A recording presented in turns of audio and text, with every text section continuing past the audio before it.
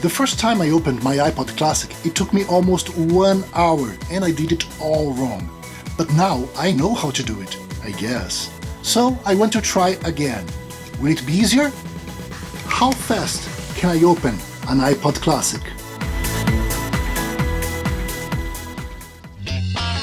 Two years ago, I did a full upgrade on my iPod Classic.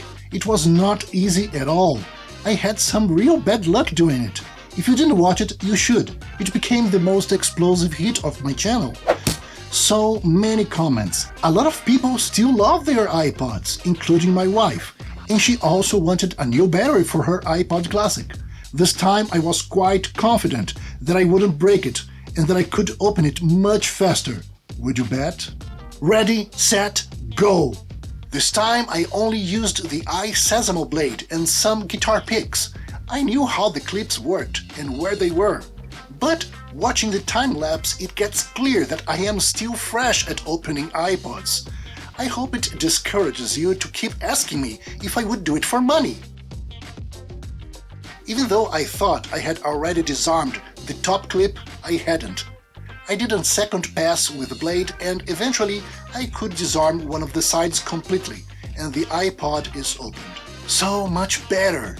8 minutes! Replacing the battery is very easy, you can do it in a minute. And if you would do the SD card upgrade, removing the hard disk is also not difficult. You just need to be careful. But I will put the hard disk back in place because this iPod would only accept the maximum of 128GB SD card, and the original hard disk is 160 gigs. Also, my wife enjoys the feel of the disk spinning. Actually, me too. This is something that I miss after my upgrade. Everything back together in less than 20 minutes. But can we get even better? I tried to find a volunteer here in Madrid to provide me a 6th Gen iPod Classic that was never opened before, but I couldn't find one. So this is my own iPod Classic. Yeah, that one that gave me a hard time. But now, instead of only one iSesamo tool, I will use 6 blades. There is a good reason to reopen it. I want to replace the battery again. I will explain why in a minute. I realize there is a reason why the original iSesamo opening tool costs more than the 5 generic blades I recently bought. The iSesamo is far better. It is thinner, sharper, and it gets in much easier. If you can buy it, the original iSesamo blades are really worth the money. Okay, as you can see, it already took me more than 20 minutes just to open my iPod. I have 2 things to say in my defense. First, the thin iPod is harder to open than the thicker ones. And second, the rubber glue I used on the right side is really strong. Here comes my new battery. And from now on, I will use far less glue than I did in the past. Everything is working fine, and it will rest for 24 hours until the glue hardens. So far, 8 minutes was my best time opening an iPod Classic. About the iFlash upgrade, you guys asked the following questions. I guess it is not heavy anymore.